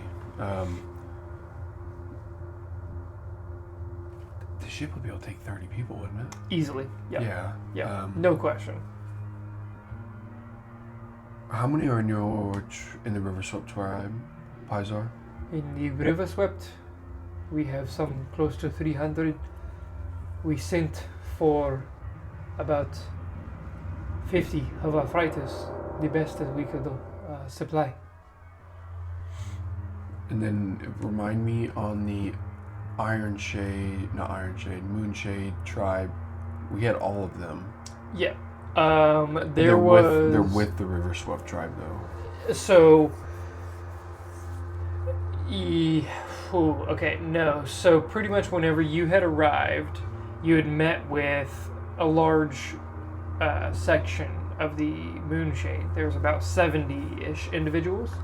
You and I think like 10 or so had went off to the river, basically like went into the Blight, taken the ship, ended up the River Swept. And those few, like the 10 or so Moonshades that kind of stuck with you, and just kind of like went to the Iron Roots at the same time. And no, they would have all stayed with the River Swept, sorry. The only one that went with you was Gordon, correct. Yeah, so... Okay. So they're probably accompanying the 50. Yeah, they would accompany them, and then of those 70, most of them were like of just traveling folk, like men, women, children that are not fit for battle. And it was kind of like you had encountered them upon like a farewell of when the tribe was splitting ways, and the rest of the Moonshade was being sent to safety. Okay. So you don't know where the rest of them went.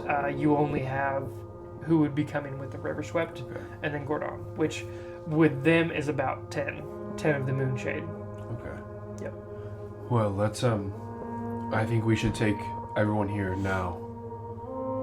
The Cliff Riders, all of the Windtorn, back to the Iron Roots, and then we can meet with your the rest of your tribe tomorrow morning at the river. If you have the Iron Roots and Chief Gordon is with you, then that is all 5 tribes. Carson, you have done it. We've done something, yes, it's very promising, but there's still more to do. Can you take me to the chief of the Windtorn? Yes, of course, right this way. And he leads you to what is essentially kind of like a sick encampment, a wounded encampment, and you see laid across one of the, like kind of like a stretcher in a way, easily transportable, and it looks like he has been transported. There is an older lion folk who looks beaten and battered. He has this large, like, necrotic wound that is spreading and encompassing most of his left side, to the point where, like, his hand at this point is withered, and it has encompassed most of his left arm. Basically, like, imagine the wound went from here across, and so it encompasses his ribs as well as his arm. The hand itself is mostly gone, and there's this large swath of, like, necrotic flesh clinging to his chest there. So he's in very rough shape. And at this point, pretty much like non-responsive as you approach. He doesn't make any comment or anything. He's just kind of like restless. What's his name, Pizar? That is Chief Degotas. Degotas.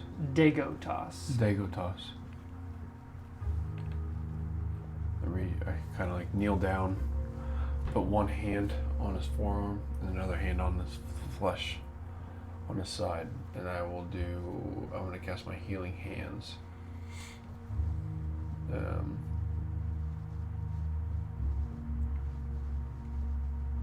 Yeah. At the same time you do that, would you roll me a medicine check? And if you're not proficient in medicine, add your proficiency bonus. I'm not proficient.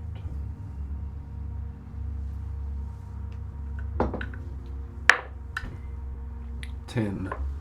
And that's with the proficiency bonus? And it is with the Okay. proficiency bonus. Gotcha. Golly, 4 is all I would heal with my dice. Okay. So. There is this like golden light that like radiates from without you. And you see kind of like it casting shadows and everything around you. And everyone shields their eyes away from the light that is just blindingly erupting from you. And as you try to push back the necrotic rot that has just encompassed most of Chief Degotas, there's a small bit that kind of like seeps back upon itself and seems to heal, but not much. It is a very small drop in a large bucket. And he kind of coughs. Thank you. I needed that to continue the fight today. Rest. His eyes finally like settle on you. You can see they're out of focus until they hit your face. And he's like puzzlement just comes across his face. I did not expect to see someone like you standing over me. I've been getting that a lot recently. Rest, Chief. You will be needed.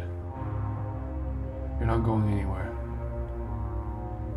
My time on this earth fades. Not quite yet. You have more to do. I'm afraid all of our time does. I'm sorry. And he doesn't pass away. I was but gonna he- say that's wild. No. He he What'd pretty you do much to like me? falls asleep at that point. Like he like everything kind of goes limp, and he's like, I'm so tired. Did he just... No, he's still breathing. Okay. he's in very rough shape. Very much so. Let's get him to the Iron Roots. Press the button. I guess I'm using it early today.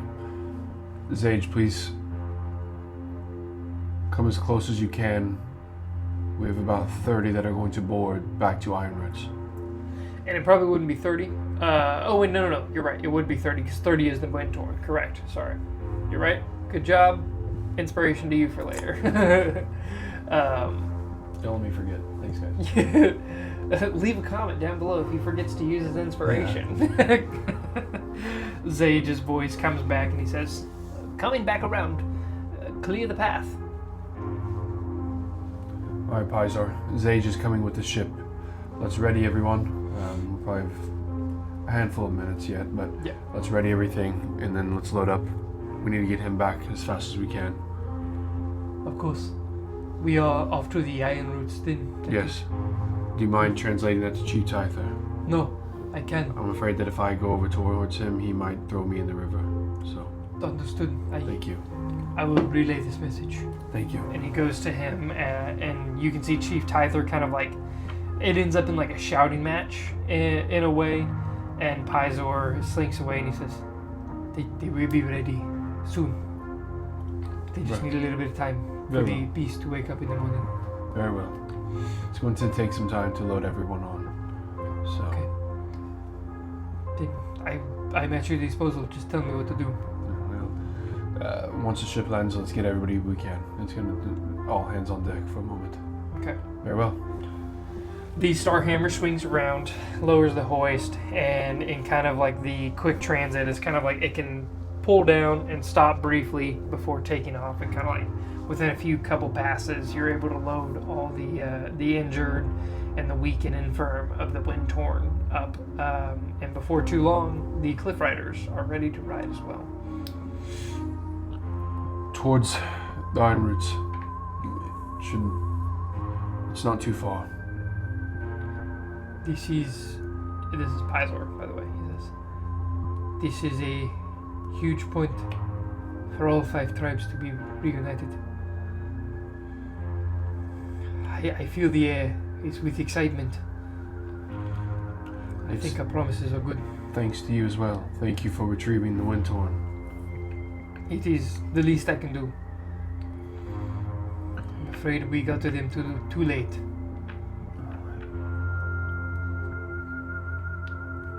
Luckily, there still are some. There are still some. And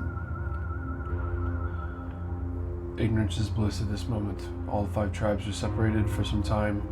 That's in the past. We're now in the present looking for the future. So I'll just get back and we can devise a very strong plan from here. We'll have to figure out how to get the rest of the 50 or so soldiers that you said were coming from the windswept, or the river swept, I mean. And then we'll figure that out in the days to come. Okay.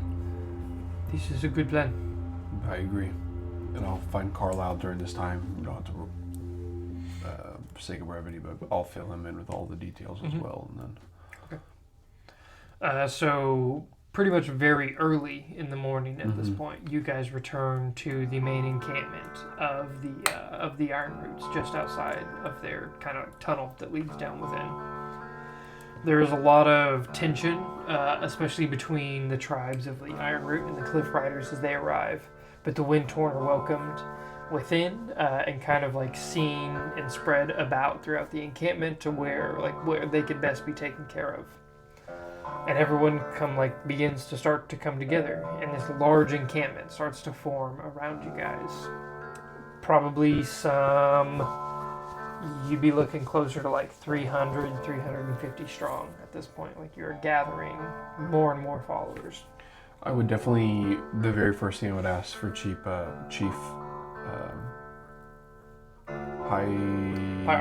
Pyars is to tend to now is the time to show our faith, and please tend to the wounded and focus on that. Chief Dagotas needs immediate healing. He needs immediate attention. It is not something we are well versed in, but we have a few that are skilled in the healing arts. Anything is better than nothing. Yes, just as you have brought all of them here, anything is better than nothing. You're correct. We've a few more, 50 more soldiers, fighters of the river swept. Tomorrow morning they should be at where the river meets the mountains. We will have to retrieve them and come back here, so we have another 24 hours to wait before finding a main actual plan here. What can we do in the meantime for you? I don't believe anything but to welcome each other with open arms. We can do that. I think that's the main thing. Now is the time to build the relationships again. Slowly start to work back together as one. We'll try. Very well. We will probably start heading that way shortly in recon through the day and through the night of what we can. Okay. And then be here tomorrow morning. Is that the plan? We'll meet you here tomorrow after we pick up the rest of the river swept. In the morning, are we attacking, or what is our plan? I think we need to have a council. I think we need to meet and all discuss, all the chiefs, Carlisle, and myself. This can be arranged. Very well. Yeah, the 7 of us should come to a conclusion Agree. tomorrow by midday. We can figure out a plan from there. Yes. Okay. Well, we will see you tomorrow. Okay. And with that, you depart from the main encampment that is kind of broken up here. You journey north towards where the river meets the mountain and are there within a few hours. So it's still kind of pretty early in the morning. And from there, if there's anything you guys want to do while you wait.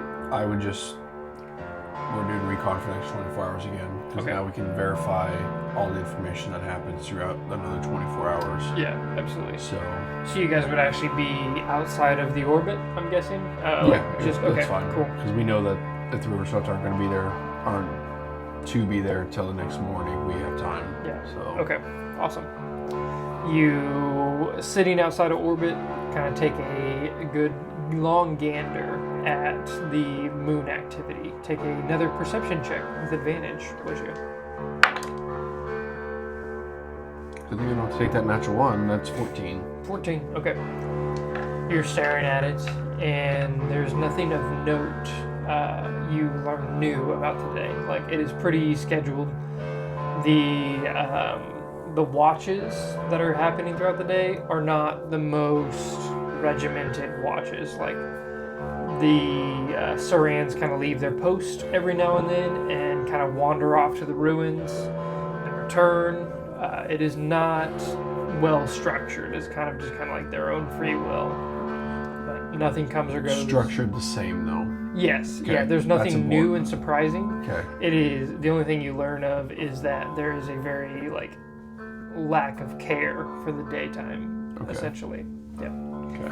And there is not much else you learn. There's no comings and goings otherwise. Okay. Very good. So. As the evening presses on, you are alerted of some movement down in the river. You can kind of see what almost looks like a tidal wave kind of rushing the river itself. Like, it looks like the normal flow of the river is being fought against and just pushed like a wave up. This is in the morning? It'd be... Oh, yeah, it would be in the morning. Okay. Isn't that what we said what you previously? said, Okay, yes. yeah. So, Yeah. okay. Then I would just gesture so that... Well, I think I said they would arrive in the night and then return in the morning to the Iron Roots. So when you were going to return back. Well, when we were here, you Yeah. said that by next morning break, the river swept should be. Okay, yeah. So they're about 24 hours behind. Yeah, somewhere like that. So, yeah, so as the daybreak, whatever, we would have probably already been close to station down lower anyways in orbit, I would think. And then I'd go down to meet them. Okay, awesome. This would mark the morning of the 23rd of Arid that you... No, 24th then. This is the 24th? Yeah, we already just did 23rd. Oh, okay. I must have missed a day. Because I thought we were on the 22nd. You just said 23rd? Okay, yeah, it would be the 24th. Yeah, we did another night. So, yeah, okay. Yeah. So this would be the 24th then. You are lowered down to greet the oncoming tidal wave. And you can see, like, as you get closer and closer, the several forms of individuals kind of like riding the wave, essentially. Oh, yeah. This large... just surfing out there. Yeah, I would say they almost move as a unit, rolling up the river. Okay. And as you're standing on the embankment, there's kind of like this large surge that drops in and like water laps at your feet. And you see like the breaking of waves, and within the waves is the form of what look almost like horses, kind of like rushing throughout the waves, and each of these line folk are standing upon and riding saddled onto these like equestrian water, these aqua equestrians. That's awesome. And they all kind of like dissolve within the water in like this large churning bubble that dies at your feet, and kind of like rising from the river itself and the river embankment is about 35 very comfortable looking warriors and about another 10 waterlogged, overwhelmed warriors that you would recognize as the Moonshades that fought alongside you, and this large band of Riverswept that arrive. Included in the Riverswept is the chief himself, or it was herself, of the Riverswept, Chief Cesarale. That was a guy. Was it? Yeah, because in his head... Oh, yes, it was Wave Speaker Marwak. Yes. This was the female. She was the female. Yeah, so at that point then, the male chief, you can kind of make him out amongst the crowd, and he stands forward and greets you and sees Pizor standing next to you and greets him as well. He says, "It is good to see the two of you have reunited. I assume you bear good news. We do. Probably the best news in the situation that we have. All of the other individuals are together with the Iron Roots. We're here to take you to them. The other tribes, the Wind-Torn and the Cliff Riders are here. Yes. You have done what you have sought out to do. So far, yes. This is promising, It is. and you can take us there. Absolutely, on the ship. Be much faster. It'll save us a good amount of time. He gestures to the army, and everybody leaves the river embankment and embarks upon the Starhammer. Okay. With everybody of the River Swept and the Moonshade gathered. About 55 individuals total. I probably keep mixing up that number. Somewhere around the 50 individual range. You guys make your way back towards the Ironroot settlement and are lowered and find yourselves on a camp that is kind of like bristling with tension. There is like a clear divide of the Cliff Riders have kind of set themselves off to one side. The Ironroot and the Wind-Torn themselves have kind of dissolved into one tribe. Of the Wind-Torn have just kind of basically been absorbed within the Ironroots and are getting taken care of. But the Cliff Riders are definitely on their own from themselves, and they have not welcomed within the tribe. So you find just a camp rife with tension, and your arrival heavily anticipated as people look to you as you guys land. Chief Pyrus and Chief Gordon both stand next to each other as Chief Cesarale disembarks from the Starhammer alongside you and Carlisle. Chief Tither's not there? No, he would not be with the two of them. What a little turd. Yeah. Okay. You even notice his Quetzalcoatlus is not present either.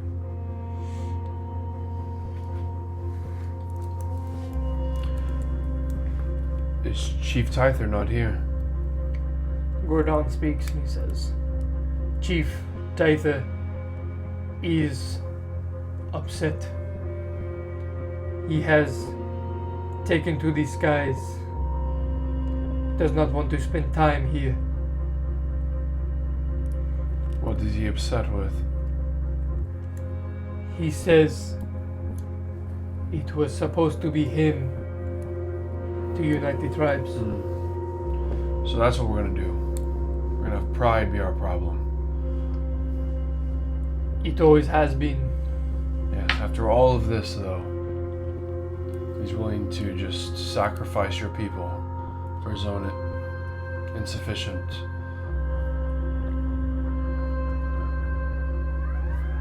Chief Pyrus speaks up and she says, he runs with the frustration of someone that failed. Of someone that tried to do exactly what you have done. And has failed on every account. But haven't we all failed at things? It doesn't make him insufficient of being a chief. He still is an important figure, and he still does good. The Cliff Riders have a strange custom of pride within themselves. Is there a way to get a hold of him? He will be back. What would be the time about now? Right about now? To the Let's travel see. It's probably like before lunch at this point, because if you had met the River Swept early in the morning, which is when we established they were arriving, it is just a few-hour journey from basically excuse me, I got the hiccups again, from the river back to the mountain area of where you guys find yourselves. So Okay. it's still pretty like 10 to 11 o'clock in the morning, pretty early. Well, I suggest we wait for him to return for us to have a conversation. How is Chief Degotas doing? Chief Degotas hangs on. Okay. He was emboldened by the news of all the chiefs here that It was before Chief Tyther ran, stormed off. Very well. You'll come around. I have faith.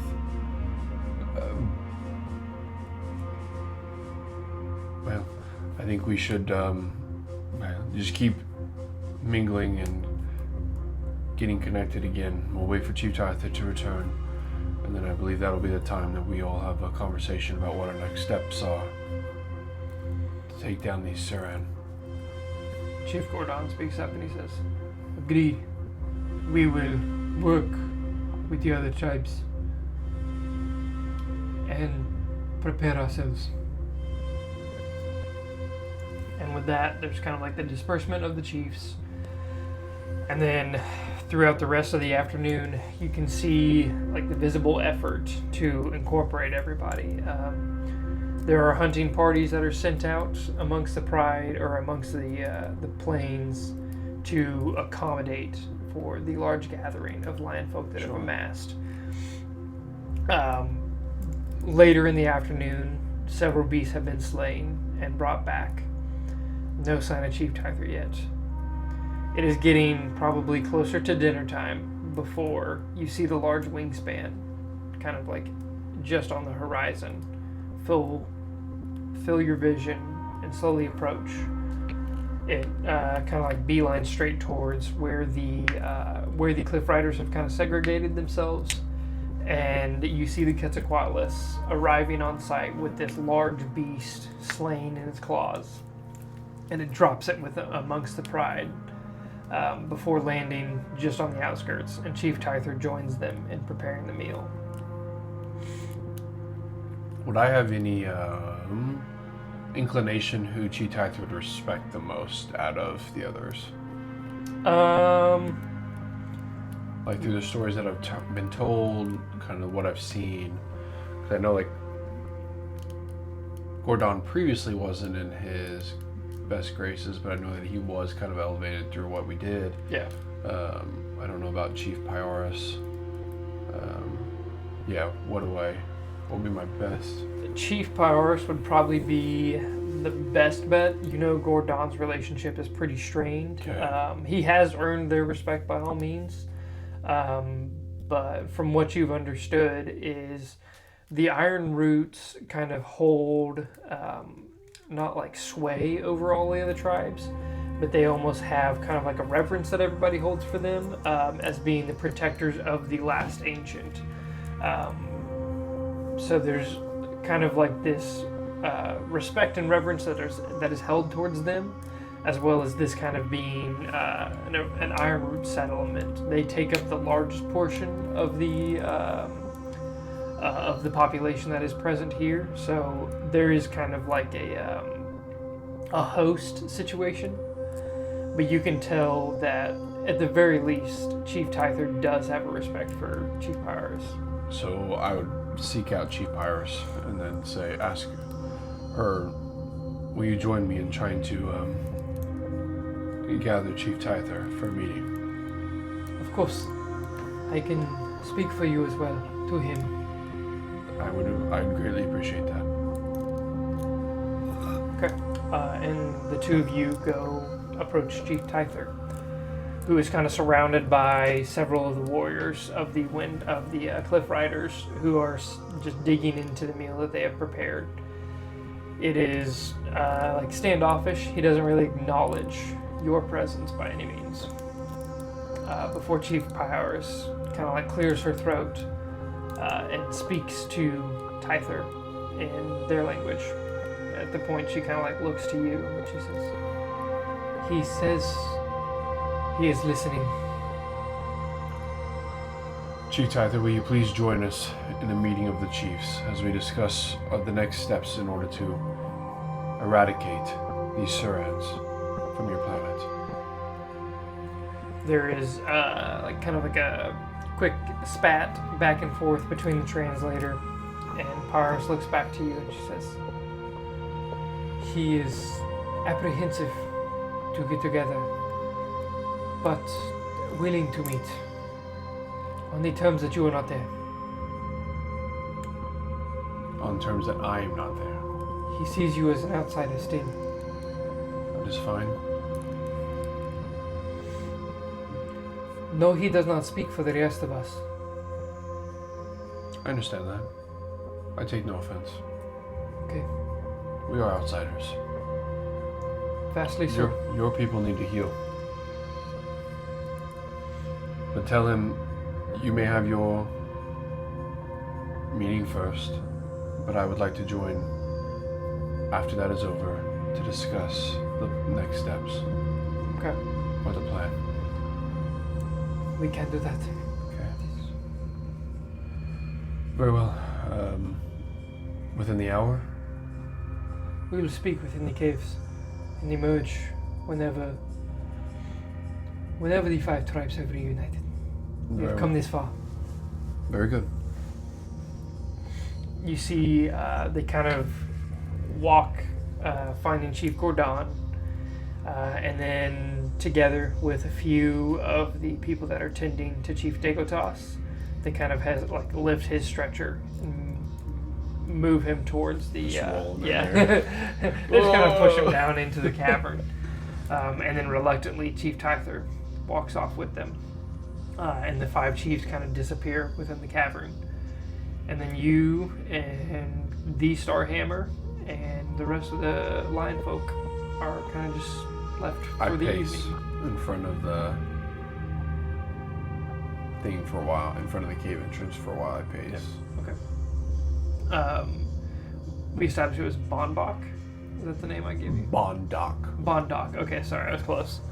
Bondoc has not left. Like, you always kind of like, anytime you catch your periphery, he's pretty much there. He approaches you and he says, I think you worry more than you should. It's not that I worry. It's that I'm...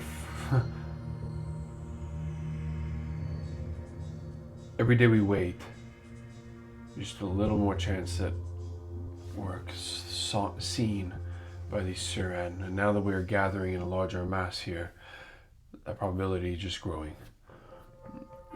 If we're able to strike while the fire's hot, we'll probably see a larger success.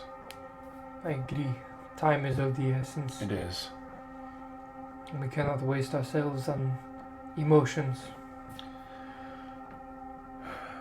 Past tensions have to be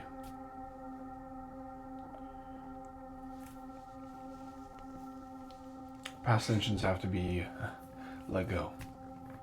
It's the only way forward. And they must do this. I understand that. It's not that I like it. Chief Tyther has been one of the main reasons that the tribes have not been reunited. He has attempted to reunite us before and failed in disaster, drove the rift further apart by trying to unite us under one name. To see it done by you, an outsider no less, one could say he is offended. I think that one could say that we all see that. So I think that'd be a very safe bet. And I can't say I blame him. I understand.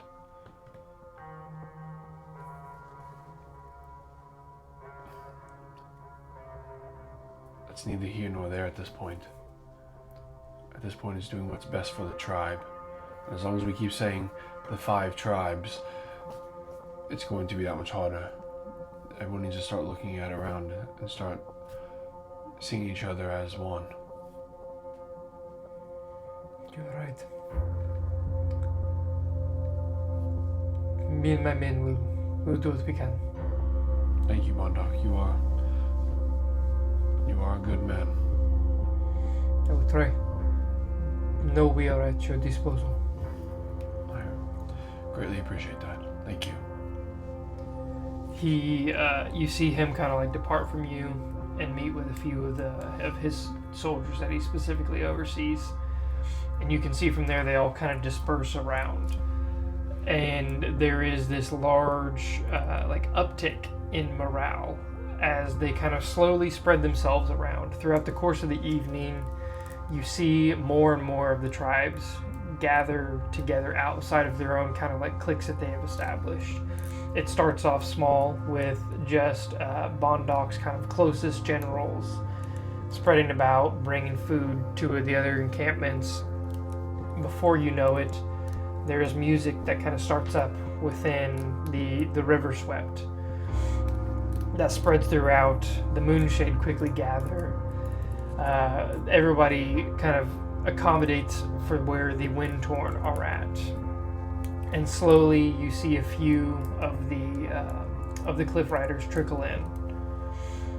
And it is a slow process.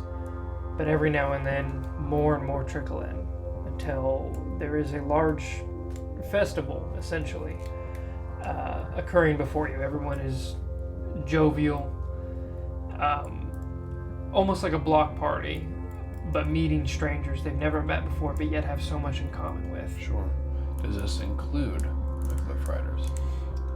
They are apprehensive, but more and more come around, to the point where they're almost like forced upon basically being included in, as the other tribes pretty much like move the party towards them. Okay. And so slowly the Cliff Riders warm up, but the 5 chiefs have not resurfaced. Okay. And it is closing towards like dinner time at this time. Okay. Yeah, I mean, I'll just be patient. Okay. Yeah, absolutely. Before too long, it is probably uncomfortably long. Like the sun is starting to sink low, and you guys, knowing you had small intentions to make progress on the plans tonight, the clock is ticking. I know. And finally, Chief Tyther emerges. And there's this silence that kind of spreads throughout with his emergence. And he addresses the assembly in a language you do not understand. And it is a long, drawn-out speech. Before too long, he removes his headdress and sets it at the feet. And he departs. I will have you roll. Do I see anybody that I know right by me? Bondok. Bondok. Pizar. Yeah, Bondok would be like pretty much right next to you. Bondok? Yeah. What did he just say? What just happened? He has renounced himself as the chief of the Cliff Riders. The Quetzalcoatlus will go and ride it. He says he's not worthy.